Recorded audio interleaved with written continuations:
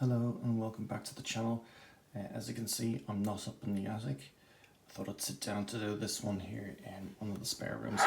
Today we're going to do a modification on Lima class 33.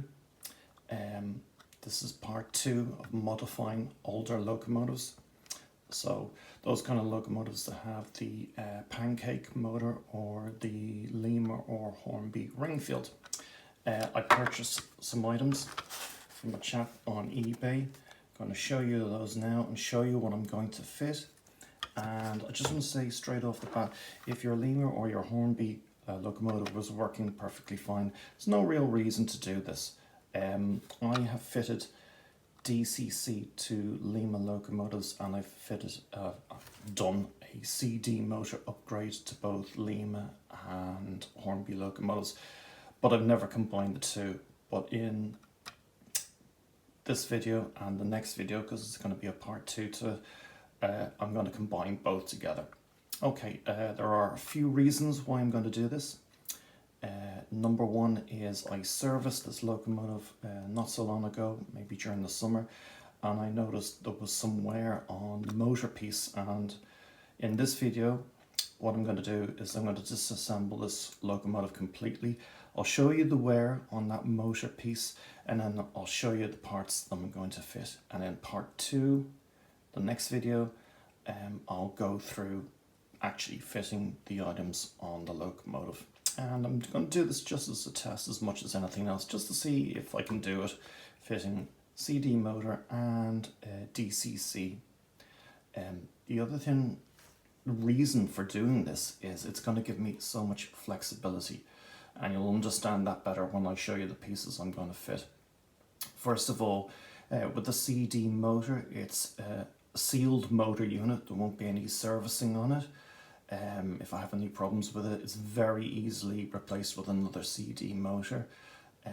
Number 2 is I'm going to be using an 8-pin socket for the DCC, which means that I can use any DCC decoder of my choice.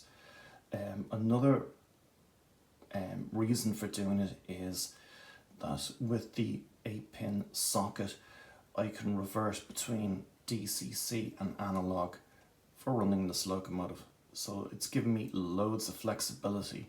So first of all, I'm going to just show you what I got in the kit. Now, I bought from this chap before. He's based up in Scotland. This is his name here in case you're looking for him. He has both a YouTube channel and he has a shop on eBay. Strathpeffer Junction, ScotRail. So, first of all, what did I buy? Okay, so I got a CD motor upgrade, and here is the upgrade. And this is the particular one for a Lima class 33.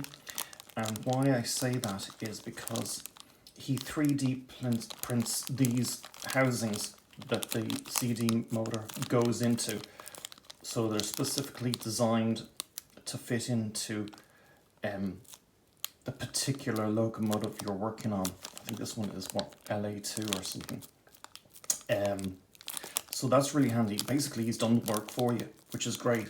It has 2 screw holes there, so the 2 screws coming out of this locomotive just go through there in place of this. So I'll be going through that in clearer detail when I show you actually fitting this. So what you get in the kit is obviously CD motor.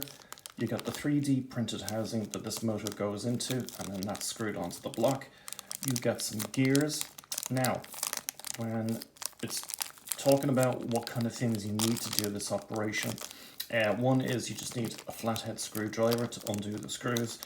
You will need a soldering iron, and you will need a very, very sharp, kind of like a craft knife.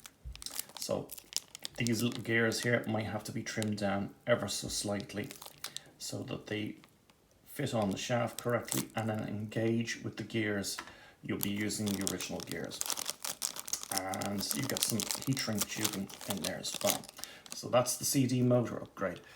The other thing I got was the 8-pin socket. And in the next video I'll go through when you buy a DCC chip from Hornby, they give you a booklet with it, and it shows you exactly how to wire the DCC socket to, say, an analog locomotive. So these locomotives work off what they call motor right, motor left, rail right and rail left, and I'll show you that diagram in the next video. That's the socket. So if I'm going to use DCC and I need to buy the chip, I'll buy one soon. It just pops in there. There's a little number 1 mark here on this, so that when you're putting the chip in, there's a number 1 mark on the chip. The pins, 8 pin on the chip, go in correctly. So, and it has information on both sides of these little tabs where you solder, showing you exactly where they have to go on this locomotive. And there's more information on the other side as well. Go through that in greater detail in the next video. In addition to that, I got some little voltage droppers. These are little diodes. They're wired in series. I have these little white marks on them, so I can show you that in greater detail. I might use these, I might not. Now the reason why I got this, and I have another voltage dropper on the way, and the other one that's on the way, if I show you here, let's see, it looks like this here.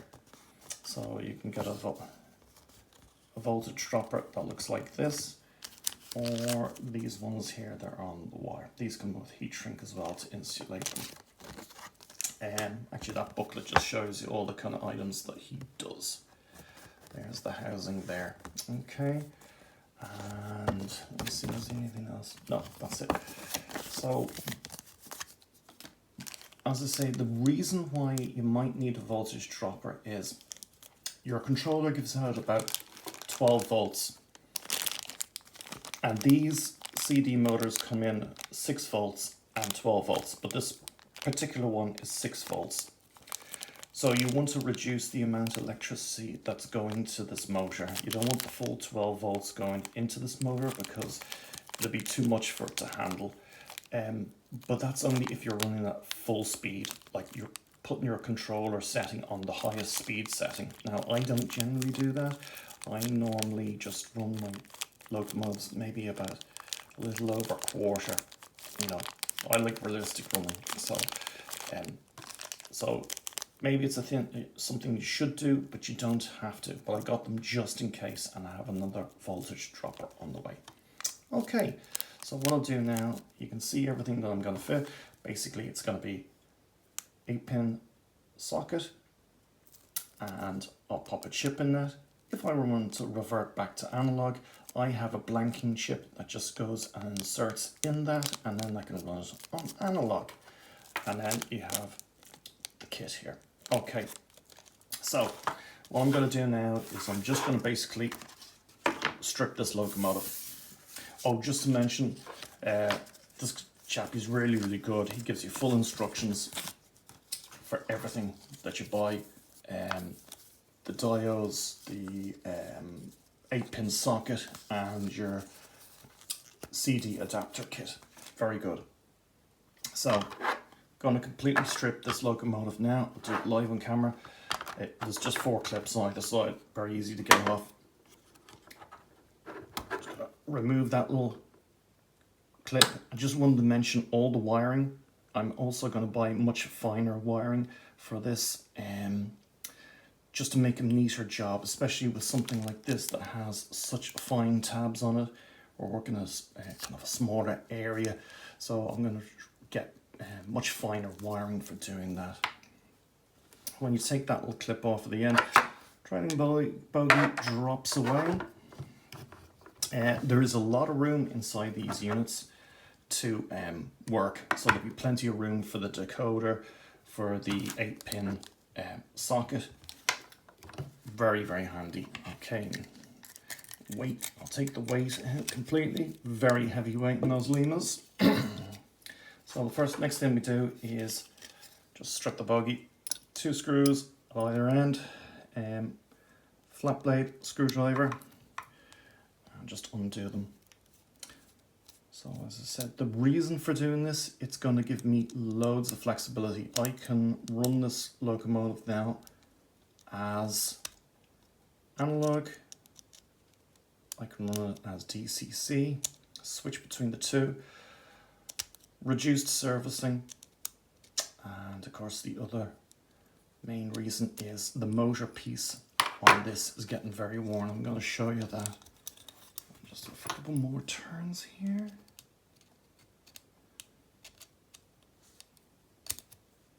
Let's see.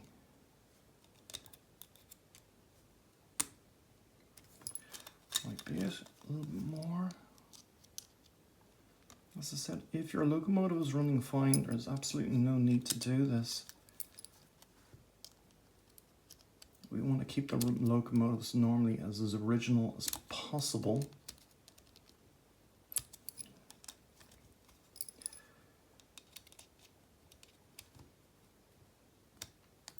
Yeah, there we go. So I'm going to keep those screws actually inside that bogie, put them in this box here for safekeeping. There's the chassis, put that away for safekeeping as well. Put the body in there. So here we go, 2 screws here at either end. So that'll be taken away, this piece of wiring. Won't be using that again. It's always important not to tighten up these screws after servicing too tight. This one is fairly tight. See if I can do this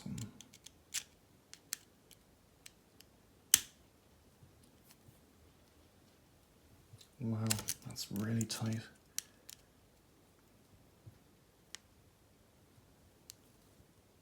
Wait, she's coming. So these 2 screws I'm taking out now, these will be used after we fit the modified housing.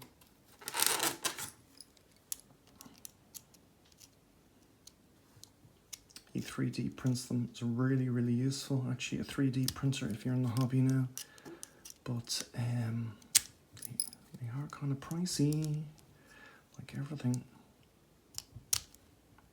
Right, I think I might have to stop the video, have a look at this. Yeah, I'm gonna stop the video and I'm gonna concentrate a bit more here. Come back to you in a second. Right, got there in the end. My word, that was very tight, that screw on there. And you don't want to strip it.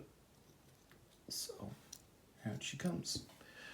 Those 2 screws will be used again. So first of all, the pickup plate on this motor bogie, you just pull it out carefully. So we will be using that pickup plate, and this piece of wiring will be gone. There'll be new wiring put on that. Now I'm just going to take out the carbon brushes and the springs. So all the pieces of the old motor, I will be keeping them, and I can revert back. I can actually revert back to the original motor if I want. It's literally just a matter of unsoldering wires, undoing the modified housing, taking the CD motor out. You can put all the original parts back on, which is great. So there's loads of flexibility in this modification. I'm just going to pop those down on the table.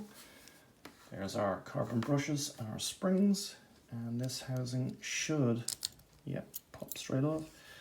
So this little pickup plate, I'll be using that again. Will that come off? Yes. That wiring was just barely held on, so I'll be keeping this. I'll just take that bit of wiring off there. Will that come off? Maybe not, but I'll tell you what I'll do is that little piece there, I will be using that again. For the moment, I'll pop it in the bag here.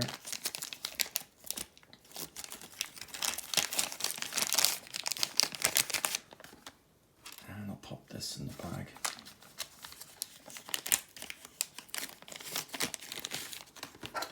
So here is the motor piece. Now it looks pretty grimy, but actually in fact it was cleaned not so long ago. Actually the magnet and all is going to come out, and the magnet will probably lose its strength by taking it out, but I can always get another one. Now let me see if I can show you the wear on this motor. 1 second now. I'm just going to zoom in so you guys can see this. This is basically the reason why I'm doing this. Zoom in as much as possible. So let me see. So I'll just get something here to show you. Yeah, there you go.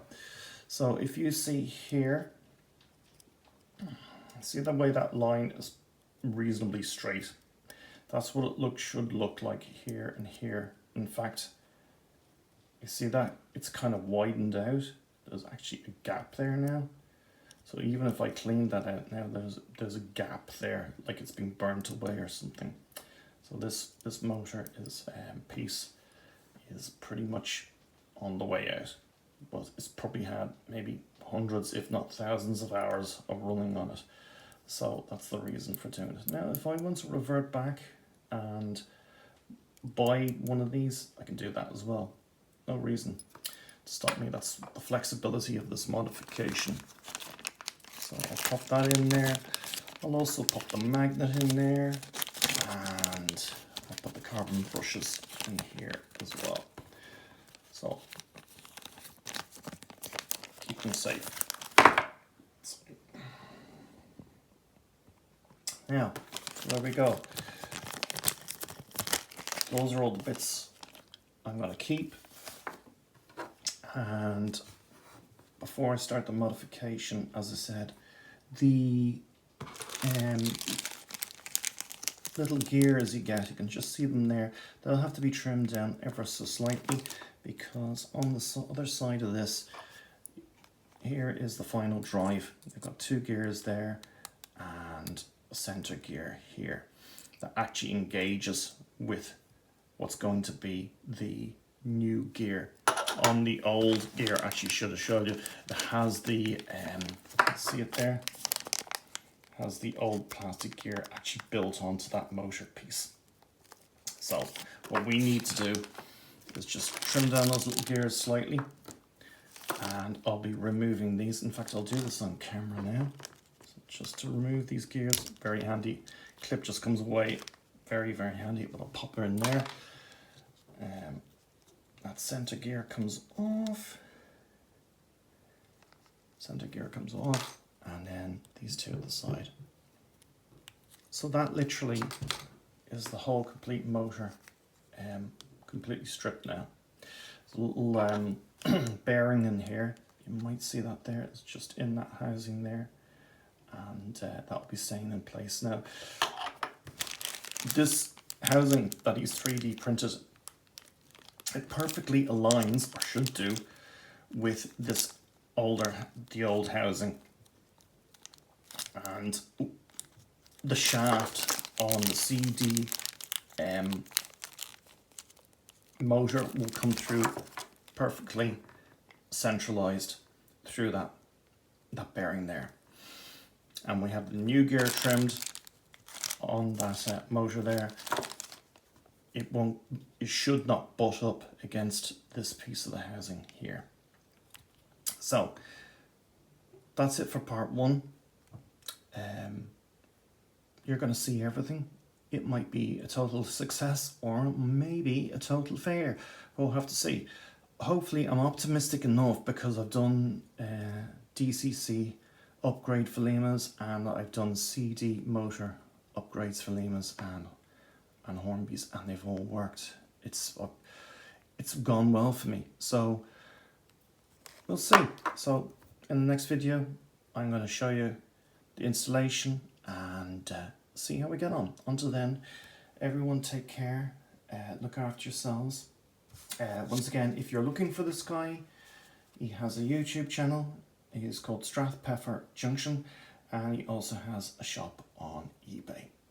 So until next time, everyone look after yourselves and stay safe, and I'll see you in the next one as soon as possible. Take care. Bye.